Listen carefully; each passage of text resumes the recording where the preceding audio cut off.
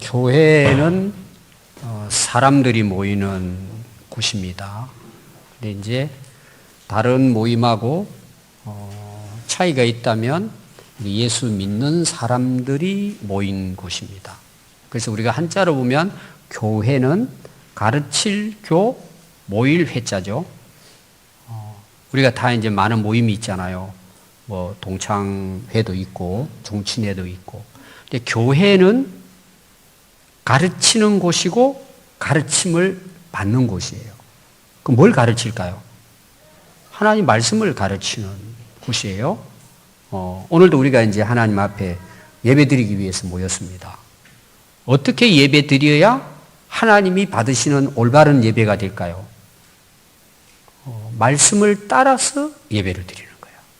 그래서 신령과 진정으로 예배드리죠. 진정이라는 말은 진리라는 뜻이에요. 교회는 모든 모임이 뭐예요? 말씀을 중심으로 해서 모이는 거예요. 말씀을 따라서 예배를 드리는 거예요. 말씀을 통해서 찬양하고, 말씀을 기준으로 해서 기도하고, 말씀을 통해서 교제하고. 그래서 교회는 말씀을 가르치고, 말씀을 또 배우고, 말씀을 따라 살아가는 성도들의 모임이에요. 근데 원래 그 신약에서 교회라는 원래 원어는 에클레시아예요. 에클레시아. 두 가지 말이 합성된 거예요. 밖으로 불러냄을 받았다. 이런 뜻이에요. 그럼 왜 밖으로 불러냄을 받았다? 이 말이 무슨 말일까요? 이 죄악 많은 어두운 세상 가운데에서 하나님께서 우리를 밖으로 끄집어내 주신 거예요. 불러내 주셔서 예수님을 믿게 하시고 그 믿음의 공동체로 우리를 모이게 해주신 거예요. 원래 뜻은 이제 그런 뜻입니다. 더 쉽게 표현하면 세상에 살던 우리를 세상에서 불러내서 예수님을 믿게 하고 또 그 믿음의 공동체 안에 살아갈 수 있도록 하는 그 공동체가 교회라는 것입니다. 그럼 여러분 교회 안에는 또 모이면 사람들이 모이니까 뭐예요? 교회에서 하는 일이 있을 거잖아요. 그 일을 위해서 직분이 있는 거예요. 그래서 목사, 장로, 뭐 권사, 집사, 뭐 교사, 찬양대, 셀리더 여러 가지 교회 안에 주어진 이제 직분들이 있습니다. 근데 이 직분은 계급이 아니고 그 모인 교회를 질서 있게 또 효과적으로 하나님이 하고자 하시는 사명을 잘 이루어갈 수 있도록 그런 직분들이 주어져 있습니다. 그럼 오늘은 우리가 전국적으로 교역자 주일로 예배를 드리고 있습니다. 이 교역자의 역할, 사명이 뭘까? 오늘 거기에 대해서 우리가 말씀을 보려고 합니다. 한마디로 말하면 목회자 바로 알기예요. 한번 따라해 볼까요? 목회자 바로 알기. 예, 여러분 목회자가 교회에서 할 일이 굉장히 많습니다. 여러분들이 볼 때는 그냥 단순하게 설교하고 뭐 또 신방하고 뭐 이런 간단하게 생각할지 모르지만 목회를 어떤 사람들은 어떻게 표현했느냐 하면 종합예술가라 그랬어요. 종합예술가. 자, 한 예를 제가 들어보겠습니다. 여러분들이 이제 아이를 낳잖아요. 아이가 태어났어요. 그럼 이제 아이를 임신할 때부터 뭐예요? 목회자가 기도하잖아요. 좋은 자녀 태어날 수 있도록. 또 아이는 가졌는데 뭐예요? 또 10개월 동안 엄마 배 안에서 건강하게 자라야 되잖아요. 어쩌다 보면 또 문제도 생기죠. 그럼 또 우리 성도들이 기도해주고 또 목회자가 가서 또 기도해주고 아이 건강하게 태어나도록. 또 아이 태어났어요. 그럼 또 목회자가 어떻게 하죠? 가서 또 기도해줘요. 축하해주고. 그럼 그 애가 이제 걸음마하고 자라면서 또 위기 상황이 있잖아요. 갑자기 쓰러지기도 하고 열이 나기도 하고 병원에 가기도 하고 여러 이제 그 어려운 일들이 생기죠. 그럼 또 찾아가서 또 목회자가 기도하는 거죠. 또 돌이 됐어요. 그럼 또 뭐 하죠? 돌잔치해요. 또 예배 드려요. 아이를 이제 그 잘하잖아요. 학교도 가야 되고 나중에는 뭐예요? 대학도 들어가야 되고 그러면은 입시를 놓고 또 목회자가 기도하고 또 기도해주고 또 이제 졸업하게 되면 뭐예요? 직장 가지게 되잖아요. 또 직장 가질 수 있도록 기도하고 또 좋은 직장이나 사업을 하면 또 가서 뭐예요? 예배 드려주고 기도해주고. 그러다가 나중에 나이 먹으면 어떻게 하죠? 배우자를 찾아야 되잖아요. 목사님, 좋은 배우자 만나게 해주세요. 또 기도해야 돼요. 또 어떤 경우에는 양 배우자 만나가지고 진짜 둘이 결혼해도 괜찮을까? 또 상담도 해주고. 그렇게 해서 결혼하면 또 어떻게 해요? 결혼식 올려야죠. 자, 결혼식에서 잘 살면 다행인데 싸워요. 그럼 또 부부 상담해야 돼요. 또 화해시키고 세워주고 또 가정에 문제가 있으면 또 상담해주고 기도해주고. 여러분 부모들도 그렇죠. 잘 키워가지고 결혼시켜놨는데 맨날 여러분 아들 며느리가 싸우고 딸 사위가 싸운다고 생각해 보세요. 새벽에 나와서 또 눈물로 기도해야 되잖아요. 목사도 똑같아요. 또 기도하고 그 가정이 세워지도록. 왜 그 애들이 결혼 잘해서 또 애를 낳으면 그때부터 또 이제 하다가 이제 그 부모가 뭐예요? 나이가 60대고 70대면 또 뭐 해갑 잔치도 하고 예를 팔순 잔치도 하고 그러다 돌아가시면 장례식까지 치러야 그 한 사람의 목회자의 역할이 끝나는 거예요. 그럼 여러분 교회에 한두 분이 계십니까? 여러분 이해가 되시죠? 한 사람에 대한 이제 이야기예요. 그럼 그것만 있으니까 교회가 여러 일들이 많아요. 그래서 제가 목회해 보니까요, 참 부족하구나. 어떻게 그걸 다 감당해요? 여러분 감당할 수 있겠습니까? 이 부족함을 느끼는 거예요. 한계가 있는 거예요. 제가 이제 신학교를 졸업했거든요. 그럼 젊은 나이잖아요. 총각 전도사예요. 그 이제 제가 이제 전도사로 가서 그 교회 일을 하는데 어느 날 목사님이 갑자기 이제 오라 그래 갔더니 저 새댁이 아이를 낳았다고 출산했으니까 출산 예배를 드리고 오라 그러더라고요. 그때 제가 총각 어린 나이예요. 그래서 제가 목사님한테 제가 깜짝 놀래가지고 뭐 학생들 청년들 가서 뭐 예배 드리러 오라 그러면 모르겠는데 출산한데 그때는 병원이 아니고 거의 다 집에서 이제 출산을 했어요. 목사님 저 어떻게 가서 예배를 드려요? 그랬더니 야 나는 아기도 받았어. 총각 때. 옛날 목회자들이 그렇게 하셨어요. 그 제가 아무 말도 못하고 지금도 그 집이 기억이 나요. 예배 드린 그 집이 아기는 누워있고 어떻게 드렸을까? 여러분 한번 생각해 보세요. 이 목회자라는 게요. 하여튼 뭐 하려고 그러면 끝이 없어요. 근데 목회자가 그거 다 해낼 수 있겠습니까? 또 하나님께서 목회자를 세웠는데 그런 거 하라고 세웠을 것 같아요. 목회자에게 많은 일들이 있지만 가장 중요한 일, 하나님이 세우신 목적, 여러분 그게 뭘 것 같아요? 하나님의 말씀을 가르치는 거예요. 하나님의 말씀을 가르치는 것은 어떤 일보다도 뒤에 있으면 안 돼요. 하나님의 말씀을 가르치는 것은 교회의 모든 일보다 앞서야 되는 거예요. 하나님이 교회를 세워서 목회자를 세운 목적은 여기에 있는 거예요. 오늘 우리가 요한복음 21장 15절부터 23절 말씀을 읽었습니다.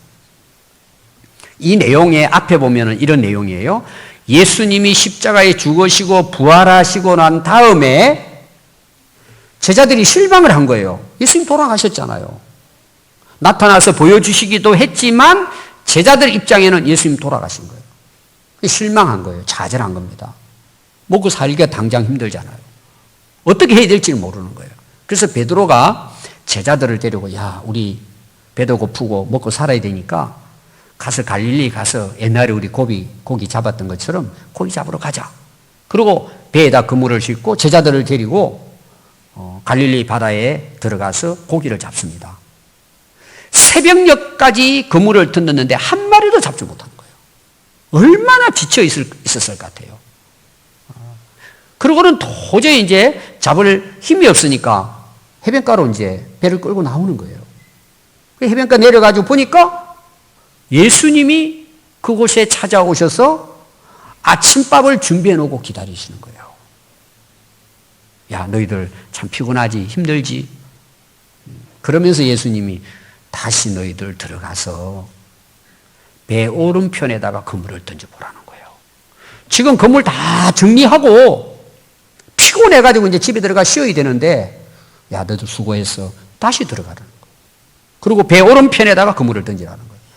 근데 제자들이 순종해서 들어가서 배 오른쪽에 그물을 던졌는데요.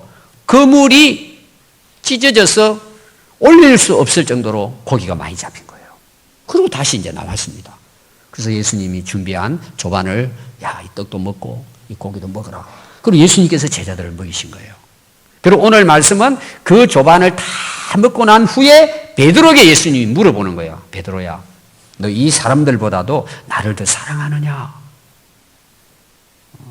그때 베드로가 주님 아시지 않습니까? 제가 주님을 사랑하는 줄 주님은 아십니다. 그때 예수님께서 베드로에게 너는 내 어린 양을 먹이라. 3번이나 예수님 물어보시는 거예요. 너 나를 사랑하느냐? 예, 내가 주님을 사랑합니다. 그래, 그러면 내 어린 양을 먹여라 하고 예수님께서 말씀을 하셨습니다. 그리고 이제 그 후반부에 나오는 18절부터 23절의 말씀은 베드로가 예수님의 말씀을 전하다가 순교할 것에 대한 예언을 하셨어요. 너 이 말씀을 전하다가 결국은 너는 죽음을 맞이하고 그 죽음을 통해서 하나님께 영광을 돌리게 될 것이다. 그랬더니 베드로가 무슨 질문을 하냐 하면 예수님이 사랑했던 요한에 대한 이야기를 하는 거예요. 지금 이 요한복음이죠? 요한이 기록한 내용입니다. 예수님 사랑하는 요한은 앞으로 어떻게 됩니까? 그랬더니 결론은 이거예요. 야, 너 왜 요한하고 상관하냐? 요한은 요한이 한 대로 내버려두고 너나 나 따라. 너는 나를 따르라. 오늘 예수님이 하신 여러 가지 말씀 가운데 딱 정리를 하면 이거예요. 너 나를 사랑하느냐? 내 어린 양을 먹이라? 너는 나를 따르라는 말씀이에요. 오늘 이 베드로에게 한 이 말씀은 오늘 우리 모든 성도들에게 해당되지만 그 당시 제자들은 사도들이잖아요. 지도자들이잖아요. 오늘 목회자에게 해당되는 말씀이라고 볼 수가 있습니다. 예수님의 첫 번째 질문이 뭐라고요? 너 나를 사랑하느냐는 질문이에요. 이 말이 무슨 말이냐 하면 제자들에게 너희들이 앞으로 이 하늘나라 복음을 전하러 다니고 많은 사람들에게 하나님 말씀을 가르칠 때인데 어떤 마음의 동기를 가지고 가르쳐야 되냐는 거예요. 내 어린 양이잖아요. 너희가 나를 사랑하는 마음으로 그들에게 먹이라는 내용이에요. 그러니까 그들이 해야 할 첫 번째가 뭐냐? 성도들을 사랑하는 거예요. 뭘 하든지 사랑하는 마음으로 하라는 내용이에요. 너희들이 나를 사랑하는 것처럼 너희들이 사람들을 사랑하고 성도들을 사랑하라는 그런 말씀입니다. 오늘 우리 목회자에게 말하면 뭘까요? 목회자가 사명을 감당할 때 첫 번째 가져야 될 게 뭘까요? 성도들을 사랑해야 되는 거예요. 사랑하는 마음으로 목회하라는 내용이에요. 여러분, 에베소 교회가 요한계시록에 3장부터 이제 나오고 있는데 첫 번째 예수님이 에베소 교회에 하시는 말씀이 나와요. 야, 너희들 정말 수고했다. 너희들 너무 애썼다. 수고 많이 했다. 칭찬을 했어요, 예수님이. 근데 한 가지 딱 책망을 했어요. 왜 너 처음에 나를 사랑한 그 사랑을 잃어버린다는 거예요. 그 사랑을 다시 찾아서 너희들의 할 일을 하라는 내용이에요. 여러분, 사랑이라는 것은요, 겉으로는 보이지 않아요. 우리가 행동하는데 겉으로 나타나질 않아요. 근데 무슨 일을 할 때 어떤 마음의 동기를 가지고 하느냐, 그게 중요하다는 거예요. 똑같이 일을 해도 사랑하는 마음으로 하느냐, 그냥 뭐 의무감을 가지고 그냥 형식적으로 하느냐, 이게 다르잖아요. 그래서 예수님께서는 제자들에게 사랑하는 마음으로 너희들이 앞으로 사역하라는 거예요. 그러니까 나를 사랑하는 마음으로 하면 힘이 들 때도 있고 고난을 받을 때도 있고 핍박을 받을 때도 있지만 그 이겨낸다는 거예요. 여러분, 한번 생각해 보십시오. 우리 이제 부모들 자녀들을 키우는 거 여러분 쉽지 않잖아요. 어렵잖아요. 근데 그 힘들고 어려워도 왜 여러분들이 수고하고 애를 씁니까? 자식들을 사랑하기 때문이잖아요. 자, 여러분, 엄마가 이제 그 가족들을 위해서 음식을 준비를 하잖아요. 우리 엄마들 어떻게 음식을 준비하시죠? 자식을 위해서 음식을 준비하잖아요. 어떤 마음을 가지고 여러분들 이제 자녀들을 생각해 봅시다. 남편은 좀 빼고. 자녀들을 음식을 이제 마련해서 이제 이렇게 뭐죠? 제공을 하잖아요, 엄마가. 어떤 마음을 가지고 여러분들이 음식을 준비하죠? 아들, 딸을 사랑하는 마음으로, 또 그 애들이 잘 건강하게 자라도록 하는 마음을 가지고 음식을 준비하죠. 진짜 여러분 사랑으로 음식을 준비할 때는 여러분 음식을 어떻게 준비할 것 같아요? 일단은 뭐예요? 신선한 재료. 그 다음 또 뭐예요? 맛있게. 더 중요한 건 뭐예요? 영양가 있는 거. 그래서 막 애를 써서 음식을 준비하잖아요. 그럼 자녀들이 뭐예요? 건강하게 자라겠죠. 원리가 똑같아요. 예수님께서 제자들에게 너 나이를 사랑하느냐? 예, 주님 사랑합니다. 그러면 내 어린 양을 먹이라는 거예요. 무슨 말이죠? 사랑하는 마음으로 오늘 우리 목회자에게 뭐예요? 하나님 말씀을 먹이라는 거예요. 그럼 만약에 그 목회자가 성도들을 사랑하게 되면 어떻게 먹일 것 같아요? 똑같은 원리예요. 하나님의 말씀을 신선하게, 깨끗하게, 맛있게 성도들이 먹었을 때 그걸 이해하고 잘 먹어서 성도들의 신앙이 영적으로 잘 성장할 수 있도록 하기 위해서 뭐예요? 노력을 하겠죠. 근데 만약에 사랑하는 마음이 없다, 어떨 것 같아요? 대충 전하겠죠. 이 말씀이 진짜인지 가짜인지 별도 생각 없이 그냥 전하는 거. 어떤 경우에는 남 한 거 그냥 와가 읽어주고. 성도들에 대한 사랑이 없으면 뭐예요? 적당하게 그냥 대충 해서 말씀을 먹이겠죠. 그럼 성도들이 어떻게 될 것 같아요? 대충 살겠죠. 신앙생활을 바르게 할 수가 없어요. 그래서 예수님께서 그 당시 제자들에게 중요한 내용이 뭐예요? 나를 사랑하는 마음으로 내 어린 양을 먹이라는 거예요. 그럼 여러분 보세요. 거기에 내 어린 양이에요. 내는 예수님을 가리키잖아요. 오늘 성도들은 하나님의 백성들이에요. 하나님의 양들이에요. 주인은 하나님이세요. 예수님이세요. 목회자 양이 아니에요. 하나님의 양이에요. 예수님의 어린 양들이에요. 이건 다른 말로 말하면 뭐예요? 양의 주인은 목사가 아니에요. 하나님이 주인이세요. 하나님의 자녀들이에요. 목회자는 뭐예요? 그 중간에 있는 거예요.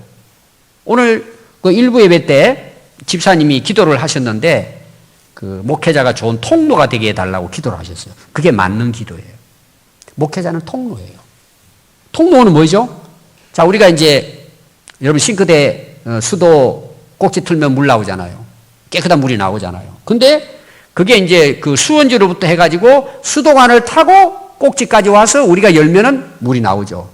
근데 수도관이 다 썩었다고 생각해 보세요. 녹이 슬었다고 생각해 봐요. 틀면은 녹물 나와요. 여러분 그거 마시면 어떻게 돼요? 병들게 되겠죠.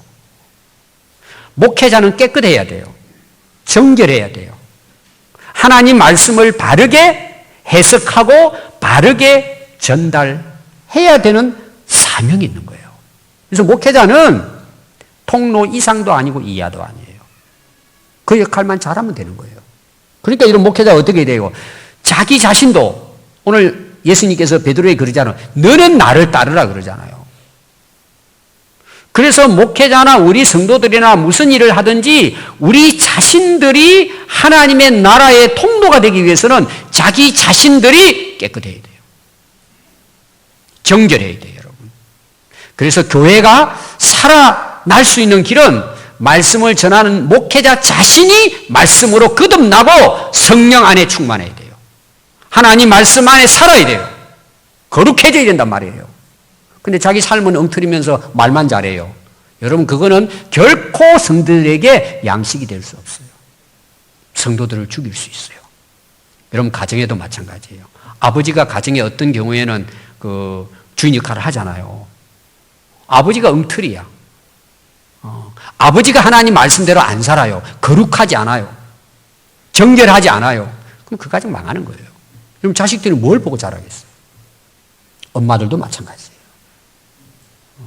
그래서 목회자는 하나님의 통로로서 뭐예요? 성도들을 사랑하는 마음을 가지고 하나님 말씀을 신선하게 있는 그대로 잘 맛을 내서 성도들이 잘 먹고 자랄 수 있도록 하는 역할이 목회자의 역할이에요. 아멘. 사도행전 2장에 보면요, 이제 요한복음이 끝나고 사도행전 나오잖아요. 베드로 사역이 나옵니다. 2장부터 베드로가 가서 담대하게 이제 하나님 말씀을 전합니다. 근데 어떤 일이 일어나느냐 하면요, 사람들이 막 가슴을 치면서 회개하는 거예요. 그 말씀이 마음에 찔려가지고 우리가 어떻게 해야 구원받습니까? 하고 베드로에게 와서 물어보는 거예요. 너희들 회개하고 제사함 받고 세례를 받으라. 그리고 복음을 전하고 가르치는데 3,000명이 회개하고 주님께 돌아오는 거예요. 그리고 이어서 나오는 말씀이 그들이 예루살렘 교회가 부흥하고 성장해서 계속해서 베드로는 가르쳤다고 나와요. 가르침이 첫 번째였다는 거죠. 가르침이. 그래서 교회가 뭐예요? 하나님 말씀 안에서 계속해서 성장하게 됩니다. 그리고 4장을 보면은요, 베드로가 하나님의 말씀 복음을 전하니까 많은 사람들이 돌아오니까 핍박을 하는 거예요. 방해를 하는 겁니다. 위협을 하고는요, 불러놓고는 너희들 이렇게 앞으로 한 번만 더 이런 말씀 전해가지고 신자들을 이렇게 유대인들을 괴롭히면 너희들 죽여버릴 거야? 위협을 하는 거예요. 협박을 하는 거예요. 그때 베드로가 이런 말을 합니다. 담대하게 그래요. 너희들의 말을 듣는 것이 옳으냐? 하나님의 말씀을 듣는 것이 옳으냐? 너희들이 판단해라. 나는 예수님을 함께 살았고 그분이 부활하신 것을 나는 보았고 예수님으로부터 직접 내가 말씀을 배웠다. 내가 알고 있는 이 말씀을 어떻게 전하지 않을 수가 없느냐는 거예요. 그래서 결국은 베드로는 그 말씀을 전하다가 순교하게 됩니다. 그게 요한복음의 뒷부분에 나오는 말씀 뭐예요? 너는 나중에 죽음으로 내게 영광 돌릴 것이라는 예수님 말씀대로 그들은 하나님 말씀을 전하다가 생명을 이룬 거예요. 그게 사도들의 역사입니다. 그리고 6장을 가잖아요. 예루살렘 교회가 부흥이 됩니다. 엄청 부흥이 됩니다. 근데 교회가 모이니까 그때 당시로는 먹고 사는 게 굉장히 어려웠어요. 진짜 하루에 한 끼 먹지도 못하는 사람이 많았어요. 그 교회 오면은 음식들을 가져와가지고 나눠주는 거예요, 이렇게. 오늘 우리를 말하면 어려운 사람들을 구제하고 도와주는 일들을 초창기 그때는 먹고 사는 게 어려우니까 그래서 양식을 이제 배급을 해줬습니다. 근데 사람들이 너무 많이 오니까 사도들이 아침부터 저녁까지 이 일을 해도 이 일을 다 못하는 거예요. 근데 사람들이 너무 많으니까 뭐예요? 어떤 사람은 더 많이 가기도 하고 또 어떤 사람은 모자르기도 하고 어떤 사람은 나중에 가서는 못 받기도 하고 이런 일이 일어나니까 교회가 분열되기 시작한 거예요. 왜 우리를 무시하냐? 왜 처음 나온 사람들만 많이 주고 뒤에 온 사람들은 왜 조금밖에 안 주냐? 그리고 자기들끼리 싸우는 거예요, 지금. 그때 사도들이 정신을 차려. 야, 큰일 났다. 그냥 그 일을 계속 하다 보니까 뭘 놓쳐버리느냐? 기도하는 것. 말씀의 사역을 놓쳐버린 거예요. 잃어버린 거예요. 그리고 회개합니다. 야, 안 되겠다. 그리고 교회 성도들을 모아놓고 우리는 오직 기도하고 말씀 사역에 전부 하겠다. 당신들이 7명의 집사를 세워서 이 모든 일들은 그들에게 맡기기로 하자. 그래서 직분이 생겨나는 거예요. 오늘 여러분 직분을 가진 자들이 생각해야 될 중요한 부분이에요. 목회자가 기도하고 하나님 말씀을 잘 준비해서 전적으로 하나님 말씀을 바르게 전할 수 있도록 여러 분야에서 여러분들이 맡은 일들이 있잖아요. 그걸 감당해 주셔야 되는 거예요. 아멘. 원래 제가 이제 개척 초기에는 제가 운전도 했습니다. 청소도 다 했어요. 지금 어때요? 여러분들이 다 맡아서. 처음에는 재정도 제가 또 체크를 했어요. 지금은 여러분들이 집사님들이 뭐예요? 장로님들이 알아서 다 처리를 다 해요. 저는 가능하면 다 맡겨요. 다 맡기고 제가 해야 되는 일이 뭐예요? 기도하고 말씀 가르치고 어려운 성도들 위해서 신방하고 그 전부 하는 거죠. 여러분 교회가 그렇게 되니까 어떤 일이 일어났다고 한 줄 아세요? 말씀이 왕성하여 심히 믿는 자가 많아졌다는 내용이에요. 오늘로 말하면 정말 건전하게 교회가 성장 부흥됐다 이런 말씀입니다. 그런데 여러분 교회 역사를 보면은요 중세 시대 때 교회 암흑기가 찾아옵니다. 어두운 역사죠. 그 14세기, 15세기, 16세기 주로 그래서 종교개혁이 일어납니다. 종교개혁이라는 말이 뭐냐? 개혁이라는 말은 뭐예요? 바꾼다는 거잖아요. 새롭게 바뀌진다는 거잖아요. 종교는 뭐예요? 그때 당시 기독교, 캐톨릭, 로마 교회를 이야기하는 것입니다. 종교개혁이 일어납니다. 그럼 종교개혁이라는 뜻이 뭐냐 하면은요 그동안의 교회가 잘못된 것들을 바로 잡는다는 의미예요. 여러분들 이해를 잘 해야 됩니다. 캐톨릭에서 개신교가 분리됐다. 아닙니다. 물론 분리는 됐지만 원래 교회로 돌아가자는 운동이 뭐예요? 개신교회예요. 개혁교회입니다. 그래서 특별히 이제 16세기의 로마 교회, 카톨릭 교회가 타락합니다. 거짓과 죄악과 아주 엄청난 이제 타락 가운데 말씀을 깨달은 이제 그 성도들이, 그것도 캐톨릭 안에 신부들이나 신학자들이 야, 이건 아니다. 그리고 항거하기 시작합니다. 대항하고 이건 아니라고 비판하기 시작합니다. 그 항거하다, 대항하다라는 뜻이 프로테스탄트라는 의미입니다. 개신교라는 뜻이죠. 자, 루터가 종교개혁자로서 이제 그 큰 불을 지핀 인물입니다. 16세기에. 근데 이 캐톨릭에서 그 신부로서 그걸 개혁하기 위해서 외친 게 딱 세 가지예요. 첫 번째가 오직 말씀, 오직 은혜, 오직 믿음이에요. 가장 중요한 핵심이 뭘까요? 오직 하나님의 말씀으로 돌아가자. 이게 이제 종교개혁의 첫 번째 가장 중요한 내용입니다. 그럼 여러분들이 오늘 제가 큰 틀만 말씀을 드리면요. 한번 보십시오. 그 당시 캐톨릭의 신부들은 최고의 신학자들입니다. 하나님 말씀을 연구한 인물들입니다. 그들 가운데 대부분이 대학교 교수였습니다. 성경의 박사였습니다. 그런데 보세요. 16세기입니다. 예수님이 기록한 복음서는 2000년대 말씀이에요. 그때 당시로 보면 1500년, 1600년 전에 이미 말씀이 나와 있어요. 근데 그들은 뭐예요? 타락한 거예요. 저는 이런 부분이 참 이해가 안 되는 부분이에요. 그들이 오히려 더 하나님 말씀대로 살고 순종하고 본이 되어서 교회를 이끌어 놔야 되는데 엉터리가 된 거예요. 빗나가 버린 거예요. 그래서 가장 중요한 부분이었나? 캐톨릭 교회, 교황, 신부의 권위가 말씀 위에 올라가 버린 거예요. 그러니까 교황이 이야기하면 말씀보다도 위력이 있는 거예요. 성경이 어떻게 기록된지 문제 없어요. 교황과 신부가 이야기하면 그게 진리가 돼버린 거예요. 그러니까 여러분 한번 생각해 보세요. 얼마나 교회가 잘못된 길로 나갔는가를. 그럼 여러분들이 한번 생각해 보세요. 그렇게 성경을 발효하는 신학 박사들인데 어떻게 그런 일이 일어날 수 있냐는 거예요. 이게 이 인간의 여러분 타락상이에요. 자, 쉬운 예로 오늘 우리를 한번 봅시다. 여러분 어릴 때부터 교회 다녔어요. 말씀 다 알아요. 집사 정도 되면은 우리가 어떻게 살아야 되는지 다 알아요. 모르는 사람 거의 없어요. 또 우리 교회는 계속 제자 훈련 하잖아요. 말씀 전하잖아요. 가르치잖아요. 다 알아요. 근데 여러분 바뀌집니까? 여러분 생활 바뀌어져요? 어렵잖아요, 여러분. 쉽지 않다는 내용이에요. 이거 왜 그럴 것 같아요? 그게 인간의 죄악상이에요. 알고 있지만 내 좋을 대로 사는 거예요. 그게 좋은 거예요. 세상이 즐거운 거예요. 그렇게 하면 세상적으로 돈 벌고 성공하는 거예요. 여러분 사람이 거기에 딱 중독이 돼버리잖아요. 그걸 탐욕이라고 해요. 빠져버리죠. 아무리 진리를 말을 해도 안 듣습니다. 알아요. 그럼 살면 좋지. 그러나 행동으로는 옮기지 않는 거예요. 똑같아요, 여러분. 그때 당시는. 왜? 캐톨릭 교회가 모든 권한을 다 갖고 있었어요.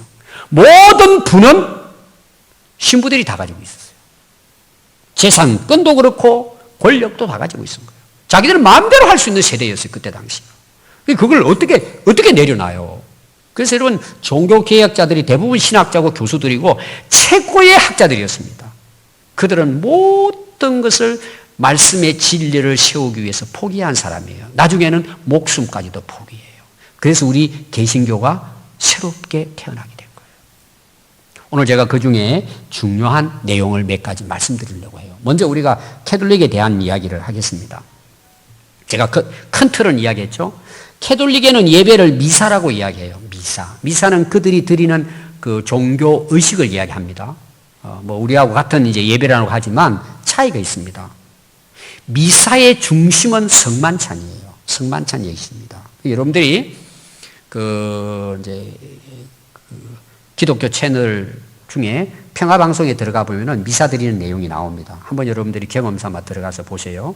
그럼 여러분들이 이제 딱 성당 안을 이제 비춰주지 않아. 딱 보십시오. 뭐부터 보이는지 여러분 잘 한번 보세요. 주변에는 그 상들이 많아요. 베드로상, 뭐 요한 그 그림이라든지, 그 다음에 또 그 상을 이렇게 조각해서 놓고, 그 다음에 성모 마리아가 있죠. 더 중요한 게 뭐냐? 여러분들이 예배당 안에 앞에 이제 우리는 여기 강단이 있잖아요. 강단. 이 강단은 뭘 그 상징하느냐? 하나님 말씀을 상징하는 거예요. 이게 기독교의 중심이에요. 하나님 말씀을 전하는 거. 그럼 여러분들이 캐톨릭 딱 예배드리러 가보세요. 성만찬대가 앞에 있습니다. 낮게 돼가지고 거기에 이제 포도주하고 떡을 갖다 이렇게 딱 차려놨어요. 그럼 미사가 대부분 뭐예요? 성만찬 이제 예식입니다. 여러분 성만찬이 중요합니다. 근데 지금 그때 당시 캐톨릭에 대한 이야기를 하는 거예요. 이들이 이제 나옵니다. 쭉 미사를 하는데 나오면은 그 신부가 어떻게 하죠? 얇은 하얀 그 빵도 아니죠. 그 과자처럼 해가지고 그 말린 게 있어요. 쌀로 그 밀가루 해가지고. 그럼 이제 한 사람씩 나오잖아요. 그러면 신부가 입에다가 넣어줍니다. 어떤 경우에는 뭐 이렇게 받침 같은 게 있어가지고 그걸 이제 먹기도 하고. 이제 그때 당시로는 이제 손으로 넣어줬어요. 왜 손으로 넣어줬느냐 이유가 있습니다. 이 떡은 거룩한 떡이기 때문에 예수님의 살이기 때문에 더러운 인간의 손으로 받아 먹으면 그게 부정탄다고 한 거예요. 이 거룩한 신부가 그걸 입에 넣어주는 거예요. 자, 이제 그걸 여러분이 볼 수 있습니다. 두 번째예요. 거기 포도주가 있습니다. 자, 그 신도들이 포도주 마실 수 있을까요? 없을까요? 잘 몰라. 안 가봤기 때문에 모르죠. 신도들은 포도주를 마실 수가 없습니다. 왜 못 마시느냐 하면, 자, 보세요. 포도주를 따라서 잔에다가 해서 이제 미리 딴다든지, 따라 놓고 준다든지, 우리 그렇게 하잖아요. 거기도 부어서 줘야 되는데, 만약에 이 포도주 한 방울이 땅에 떨어졌어요. 바닥에 떨어졌어요. 그러면은, 이게 예수님의 피인데, 바닥에 더러운 게 떨어지면 뭐예요? 이거는 어떻게 보면 하나님 앞에 범죄하는 걸로 생각한 거예요. 이 예수님의 피를 어떻게 땅에 흘리냐? 그럼 사람들이 밟고 다닐 거고, 거기 세균들도 있을 것이고, 나중에 다니다가 뭐 지들이 와가 또 빨아먹기도 할 것이고, 이 예수님의 피를, 이 성스러운 피를 더럽히면 안 된다 해가지고, 혹시라도 붓다가 한 방울이라도 떨어질까봐, 그거는 신부 혼자만 홀짝 마시는 거예요. 떡만 먹고 들어가는 거예요. 그래서 캐톨릭에서는 성만찬의 떡과 피를 화채슬이라고 이야기합니다. 화채. 여름에 먹는 화채가 아니고, 몸이 이 떡과 포도주 잔이 실제로 신부가 기도하면 예수님의 살과 피로 바뀌어진다는 거예요. 실제로 바뀌어진다는 거예요. 그게 화채슬이에요. 그럼 여러분, 이들이 제가 학자라 그랬죠? 성경 박사들이에요. 그럼 예수님의 시대 때, 지금부터 2000년 전, 그 당시는 1600년, 1500년 전에 예수님 성만찬 할 때는 어떻게 하셨어요? 야, 이 떡은 거룩하니까 떡만 먹고 피는 흘리면 안 되니까 먹으면 나 혼자 마실게. 이렇게 했습니까? 잔도 가져서 마시게 하시고 떡도 떼어서 나누셨습니다. 그럼 여러분 뭐가 옳아요? 신부들이 말하는 게 옳아요? 예수님 말씀이 옳아요? 그럼 그들은 이 말씀을 알았을까 몰랐을까? 다 알고 있어요. 자기들의 권위가 말씀보다 위에 있다는 걸 보여주는 거예요. 또 큰 문제가 뭐냐 그러면은, 더 큰 문제가요, 그들은 연옥수를 믿었어요. 연옥이라는 말이 뭐냐? 예수 믿는 가족들 중에 혹시 믿지 않는 가족도 있잖아요. 그럼 죽었어요. 어디 가요? 지옥 갈 거잖아요. 어떻게 할까 이거를? 그리고는 중간 단계가 있다. 거기 가서 연옥에서 기다리는 거죠. 지옥 갈까 천국 갈까 기다리는, 어떻게 보면 대피소야. 정류소였다. 그럼 이제 믿는 가족들이 어떻게 해요? 아빠 엄마가 예수 안 믿고 돌아가셨잖아요. 어떻게 해요? 그러면 가는 방법을 알려준 거예요. 그게 면죄부예요. 여기서 성전을 짓는데, 하나님의 전을 짓는데 돈을 많이 갖다 바치면 한 걸음 한 걸음 천국으로 가까이 올라간다는. 그래서 그게 공로가 그 사람 이름으로 한 공적이 다 쌓이면 땡 하고 천국 올라간다는 거예요. 그럼 여러분, 그 당시 성도들이 그걸 믿었을까 안 믿었을까요? 믿은 거예요. 여러분 오늘날 그러면 믿을 것 같아요? 못 믿을 것 같아요? 왜 답이 없으시죠? 그때 사람은 다 믿고 따랐어요. 그래서 돈 많은 사람들은요, 막 오늘 말하면 교회당도 짓고 자기 아빠 엄마 이름으로. 그러면 신부가 보니까 천국 달 도착하셨습니다 이야기해 주는 거예요. 그럼 또 감사함으로 또 바치고 면제부예요. 그렇게 해서 건물을 짓고 또 하나는 뭐예요? 부정축제하는 거예요. 그걸 가지고 땅을 사고 자기들 집 사고 얼마나 그게 그 당시 성행했는지 몰라요. 여러분 캐톨릭 교회가 그 당시 교황과 신부가 왜 이렇게까지 타락했을까요? 앞에 제가 이야기했죠. 인간의 탐욕 때문이에요. 그 중독되면요 그게 옳은 거예요. 자, 더 큰 문제가 있습니다. 왜 이런 말도 안 되는 행태를 그때 신도들이 따랐냐는 거예요. 오늘날 여러분 신천지 사람들이 나중에 가서는 이제 망했구나, 잘못됐구나 하고 돌아오잖아요. 근데 다 좀 속잖아요. 이단들에게. 왜 그 당시 신도들이 그걸 맹목적으로 따랐냐는 내용이에요. 다른 것도 신기해요. 우리가 지금 보면 말도 안 되는 이야기인데도 따랐잖아요. 왜 따랐을 것 같아요, 여러분? 이게 이제 가장 중요한 부분이에요. 평신도들은 성경을 가지고 있지 않아요. 자, 아까 제가 이제 그 미사를 이야기 드렸습니다. 미사가 시작하는데 뭐만 있다 그랬죠? 승만찬에 떡만 먹고 하는 거예요. 미사를 드리는데 중요한 게 뭔지 아세요? 라틴어 성경을 읽어주고 라틴어로 설교를 하는 거예요. 라틴어로 찬양을 부르는 거예요. 그럼 그때 당시 평민들이 라틴어를 알았느냐? 아는 사람은 거의 없었어요. 라틴어는 거룩한 하나님의 언어이기 때문에 신부들만 배우고 알아야 되고 성경의 라틴어는 거룩한 하나님 말씀이기 때문에 평민들의 언어로는 성경 읽으면 안 된다고 가르친 거예요. 그러니까 신자들이 말씀을 모르는 거예요. 그게 몇 대로 거쳐오니까 뭐예요? 교회에서 하는 게 법인 줄 아는 거예요. 그러고는요, 복종만 하라 그러고 자기들은 안 지키는 거예요. 그래서 중세 시대는 가톨릭 로마 교회의 암흑기예요. 그런데 여기에 엄청난 변화가 일어난 거예요. 그게 뭐냐 하면 성경을 번역하는 역사가 일어난 거예요. 1333년에 영국의 위클리프라고 하는 신학자가 그분도 신부였어요. 아니 하나님의 말씀이 모든 사람들에게 주셨는데 우리 성도들이 그 나라 사람들이 그 나라의 언어로 읽고 배우고 해야지. 그리고 그 위클리프라고 하는 대학 그때 당시 이제 대학 교수였습니다. 여러분 옥스포드 대학을 나오고 그 교수가 되고 굉장한 신학자였습니다. 그러고는 번역을 합니다. 영어로 라틴어를 번역을 해가지고 다 나눠줍니다. 그러다 보니까 뭐예요? 영국의 성도들이 그걸 읽으니까 표가 딱 나잖아요. 캐톨릭 저 엉망이네. 왜 이렇게 됐을까? 하고 변화가 일어나기 시작하는 거예요. 그럼 여러분 교황청에서 어떻게 했을 것 같아요?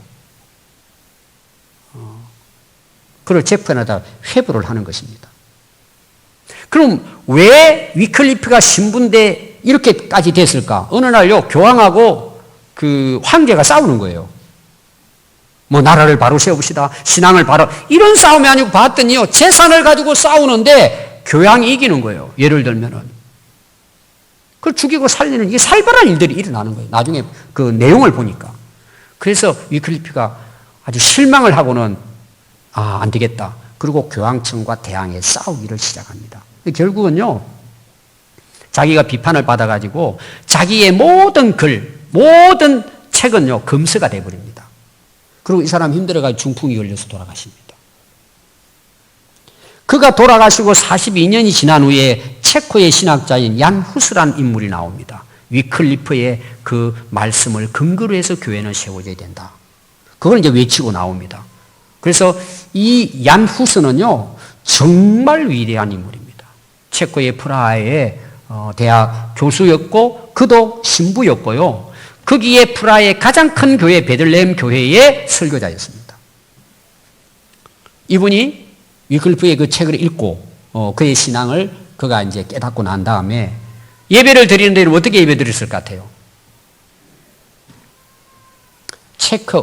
체코의 언어로 오늘 제가 요한복음 말씀을 읽었잖아요. 성경 봉독을 체코어로 성도들이 들을 수 있는 체코어로 성경을 읽었어요. 체코어로 설교를 했어요. 체코어로 복사를 해가지고 여러분 다 나눠주고 체코어로 찬양을 한 거예요. 기도도 체코어로 한 거예요. 이게 여러분 교황청이 알려져 가지고 이 신성한 하나님 말씀을 추잡한 세상 언어로 설교했다고 재판에 넘깁니다. 이단으로 재판을 합니다.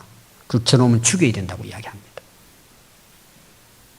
그때 대항해서 싸우면서 이 얀후세가 이런 말을 합니다. 하나님의 말씀에 벗어난 것, 구원을 필요로 하는 영혼에게서 하나님 말씀을 탈취한다면 대항하라는 것입니다. 그 대항한다는 말이 개신교라는 뜻이란 말이에요. 프로테스탄트라는 그 뜻입니다. 그래서 1411년에 교황 요한 23세에 의해서 신부로서 파면을 당합니다. 그리고 1415년 나이 43살에 화형을 당합니다. 나무를 올려놓고 그 위에다 묶어놓고는 불로 태워 죽이는 거죠. 그때 마지막으로 얀후스에게 너 왜 교황권에 향해서 그렇게 너 비판을 했냐? 이유를 대라. 이렇게 말했어요. 교회의 근위가 말씀 위에 있으면 안 된다. 교회의 머리는 교황이 아니라 예수 그리스도이시다. 그리고 화형을 하면서 마지막 너 기회를 줄 테니까 너 그거 번복해서 아니라고 하면 살려주겠다 이야기합니다. 그때 얀후스가 이렇게 말을 했습니다. 복음의 진리를 위해 기꺼이 죽겠다. 불에 타서 순교했습니다. 그가 남긴 유명한 말이 있어요. 진리를 찾고 진리를 지키고 진리를 따르라고 했어요. 그 진리는 하나님 말씀을 이야기합니다. 예수 그리스도를 이야기하죠. 그의 순교 이후에는요, 전 세계적으로 그의 뒤를 잇는 추종자들이 일어나기 시작합니다. 그리고 100년이 지난 후에 루터가 탄생을 해요. 루터가 종교개혁을 일으킵니다. 그러니까 루터가 종교개혁을 일으키기 전에 뭐예요? 이미 위클리피가 성경을 번역하고 얀후스가 그거를 한번 대항하고 이런 일들이 100년이 계속되다 결국은 뭐예요? 루터가 마지막 불을 지펴서 그게 막 온 산에 확산돼 가지고 종교개혁의 역사가 일어나게 된 것입니다. 오늘날 우리 신앙생활의 문제가 뭐죠? 왜 우리가 교회를 다니는데도 형식적으로 다니고 있죠? 왜 우리가 알면서도 지키지 않죠? 하나님 말씀에 무관심하는 거예요. 하나님 말씀 덮어놓고 사는 거예요. 하나님 말씀에서 관심이 없는 거예요. 오늘 왜 우리 신앙이 이제 정말 열매 맺어서 선생이 되어야 되는데도 불구하고 아직도 어린애예요. 여러분 이유가 어디 있죠? 아니 우리가 어릴 때부터 교회를 다니고 말씀을 배웠다면 여러분 열매를 맺어야죠. 우리 믿음의 가정이 회복이 되고 변화가 일어나야죠. 그 가정의 자녀들이 믿음의 대를 이어서 하나님 나라 인물들이 나와야죠. 왜 안 되냔 말이에요, 여러분. 하나님 말씀에 관심이 없는 거예요. 말씀의 터 위에 서 있지 않는 거예요. 우리 인생의 가치관이 여전히 세상 가치관에 틀을 잡고 있는 거예요. 여러분 어떻게 될 것 같아요? 예수님 말씀했잖아요. 때가 되면 다 무너집니다, 여러분. 반석 위에 말씀과 진리 위에 세워진 집만 무너지지 않습니다. 여러분 교회에서 목회자를 바로 알고 있습니까? 이런 목회자를 평가하는 기준이 뭡니까? 어떤 목회자가 바른 목회자입니까? 여러분들은 목회자에게 뭘 기대하고 있습니까? 여러분 목회자의 사명은 딱 하나입니다. 하나님의 말씀을 바르게 가르치는 것입니다. 여러분 초대교회 제가 아까 이야기했습니다. 직분을 세운 것은 목회자가 기도하고 말씀을 바로 세우는 일에 돕는 역할이에요. 저는 우리 평안교회가 하나님 말씀 위에 세워지기를 바라요. 여러분들의 개인의 인생도 마찬가지고 여러분들의 가정도 마찬가지고 여러분들의 사업도 하나님의 말씀 위에 세워져야 돼요. 그 터가 세워져야 돼요. 그래야 여러분 가정이 살고 자녀들이 살고 후세가 살고 나라가 사는 거예요. 한국 교회가 살아나는 거예요. 오늘 여러분 교역자 주일을 맞이해서 여러분 갈라디아서 6장 6절에 보면 가르침을 받는 자는 말씀을 가르치는 자와 모든 좋은 것을 함께 하라고 했어요. 그래야 할 때 하나님의 교회가 건강하고 바르게 세워지기 때문에 여러분 서로가 하나님의 나라를 세우고 하나님의 교회를 세우고 이 민족을 바르게 세우기 위해서는 하나님 말씀이 교회에서 바로 전해지고 그 말씀을 받은 성도들이 변화돼서 또 그 성도들이 주의 말씀을 따라 살고 그걸 또 자녀들에게 가르치고 그런 말씀 위에 세워진다면 앞으로 우리 개인, 가정, 교회, 이 나라는 희망이 있음을 믿습니다. 기도하겠습니다.